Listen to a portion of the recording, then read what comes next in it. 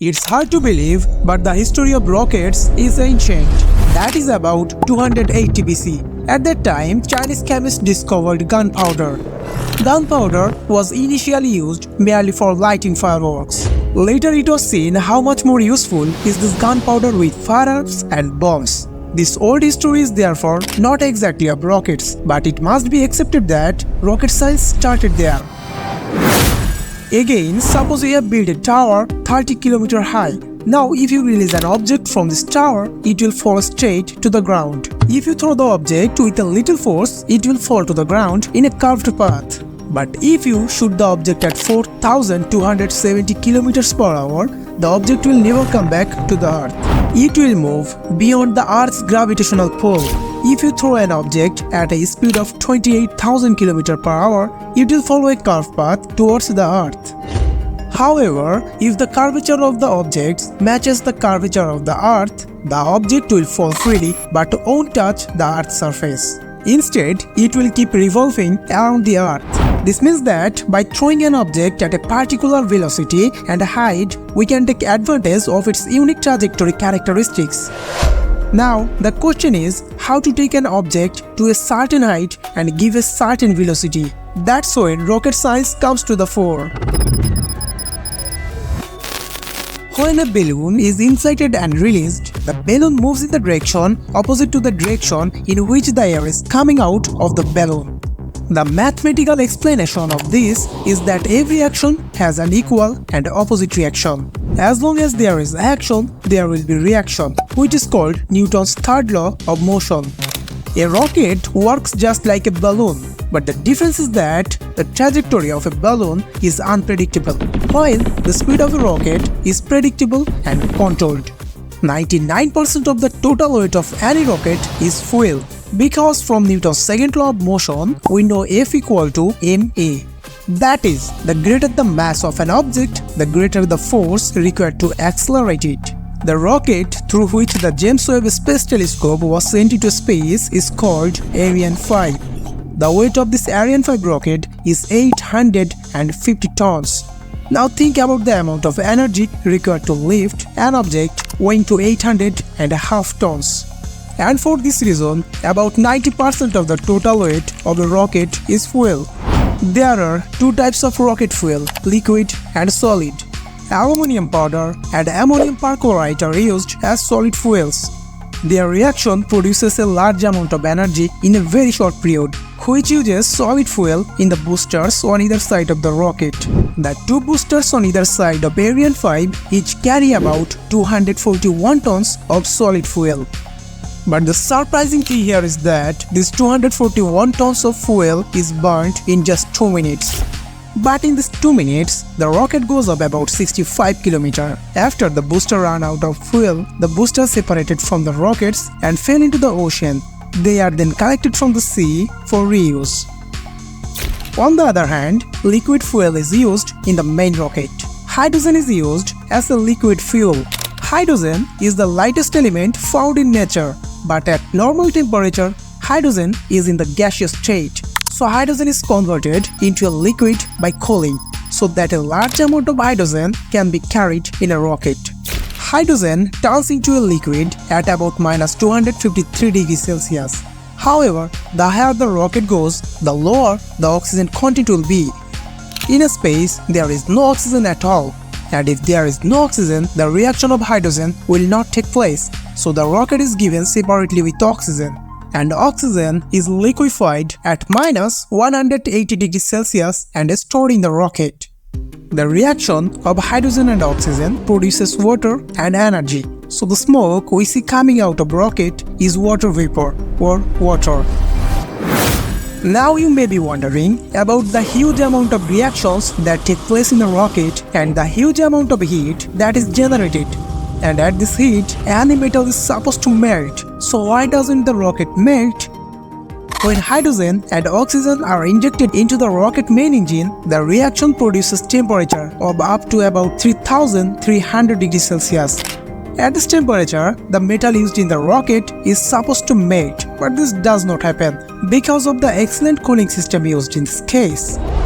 Rocket engine nozzles have thin pipes on the outside and inside. Hydrogen at a temperature of minus 253 degrees Celsius is continuously fluid in the rocket through these pipes. As a result, the nozzles remains cool even after high temperature. However, when the main rocket runs out of fuel, it separates. Now the question is, when the boosters will be separated, the main engine will be separated, and are these things controlled by humans from the Earth? The answer is not. These things are mainly controlled by the computer inside the rocket. For this, 3 computers are used simultaneously in the rocket. The reason for having 3 computers is so that if one computer is down, the second one automatically becomes active. And in case the second computer falls for some reason, the third computer is kept as an extra precaution. All these computers are not very powerful. They are as powerful as our smartphones. These computers are mainly placed on top of the fuel. After the booster and main engine are separated, separate engines are attached so that the remainder can go to a specific destination. Now, the most important question is, how does the rocket maintain balance during the ascent? The answer is this way. Note that to maintain balance, the hand has to move in different directions according to the center of mass. In the case of rockets, this is done by the nozzle. The nozzle can move in different directions from the active one through which the balance of the rocket is maintained. Many of you have heard the name of the space shuttle. These space shuttles were designed in such a way that they could go to space and return to Earth after completing their specific task. And this complex matter was made possible by NASA.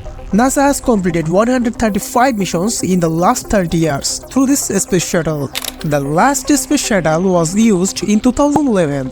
In the case of the space shuttle, both side boosters use solid fuel like other rockets. And in the middle, you can see this orange tank that holds liquid fuel. And this part of the space shuttle carries various objects into space. The Hubble Space Telescope was carried into space by this space shuttle.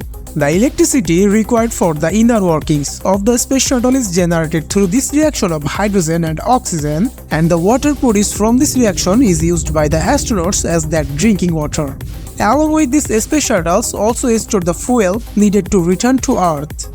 Friends, so far we have learned a rough summary of how a rocket works.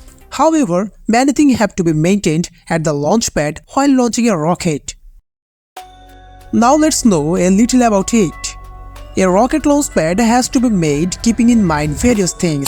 A large amount of water vapor is produced when a rocket engine is started. This shape is designed to allow this large amount of water vapor to move away from the launch pad, through which the initially generated water vapor immediately moves away from the launch pad and the rocket is protected. A rocket launch generates incredible sound energy that can be felt even from a distance of 5 to 6 km. Now this huge amount of sound energy can reflect on the floor and cause serious damage to the rocket, so it is very important to minimize this huge sound energy. And this is done through water, because water bubbles act as very good sound cancellation. For this, a large amount of water is thrown on the launch pad before launching the rocket. This water creates a large number of water bubbles that float in the environment around the launch pad.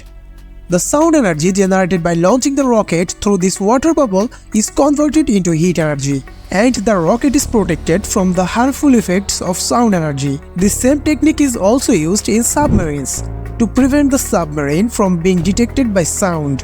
However, most rocket launch pads are built along or near the equator, because if you observe a little, you will understand that as a result of the rotation of the Earth, the rotation speed is the lowest in the polar region and the highest in the equatorial region.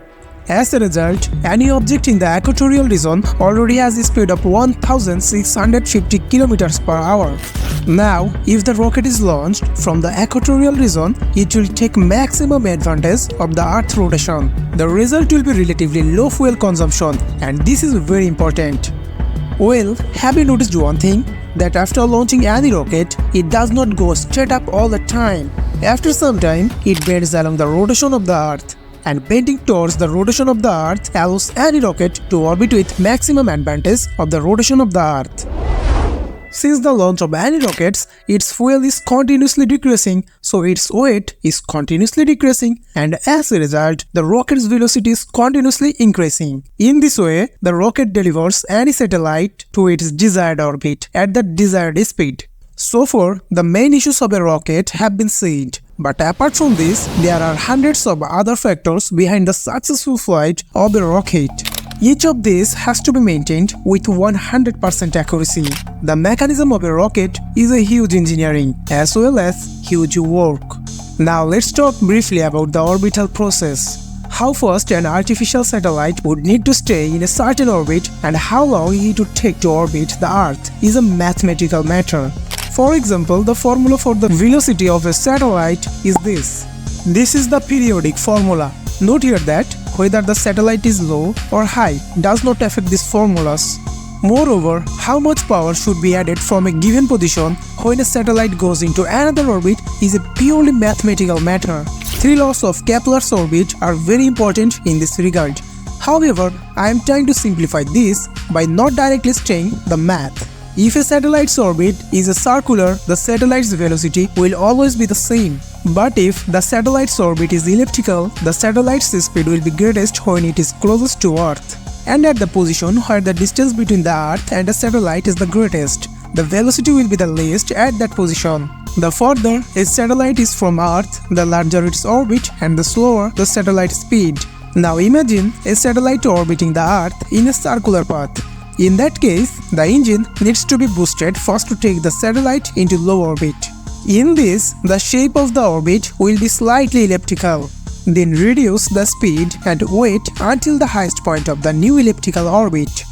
After passing the maximum point, the speed must be increased again to go into orbit. And that's basically how a satellite can go from low orbit to high orbit. Again, the same thing has to be maintained in case of coming from higher orbit to lower orbit, but in this case, you need to boost down instead of boost up. Now, if you keep moving straight along your destination without keeping track of where to speed up or slow down, the shape of the orbit will be such that the satellite will eventually fall to Earth. Anyway, now suppose the satellite is in an elliptical orbit. Now if it wants to go to upper orbit, it is possible to go to upper orbit by doing some calculation with very little fuel consumption. The point in an elliptical orbit that is closest to the Earth is called perigee, and the point which is farthest from the Earth is called apogee. Now if the satellite wants to go to the upper orbit, if it reaches the perigee point and speeds up, it can go to the upper orbit by consuming less fuel, because the velocity is already the highest at the perigee point. As a result, if you add a little velocity in this condition, you can go to the upper orbit. These calculations are not limited to satellites. Orbit calculations have to be done in any space mission, be it Moon, Mars or any other space mission.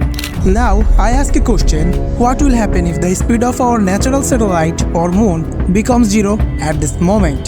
The answer is that the Moon will fall straight into Earth because the Moon's lack of momentum means it cannot maintain its orbit and will fall on whichever object has the greatest gravitational force on it.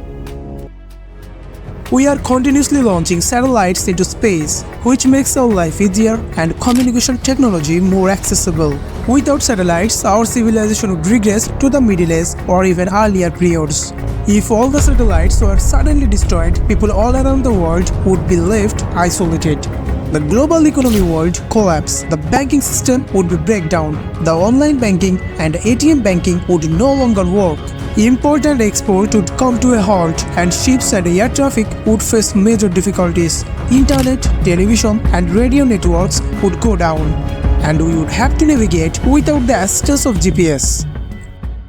Guys, if you enjoyed watching the video, please consider subscribing to our channel.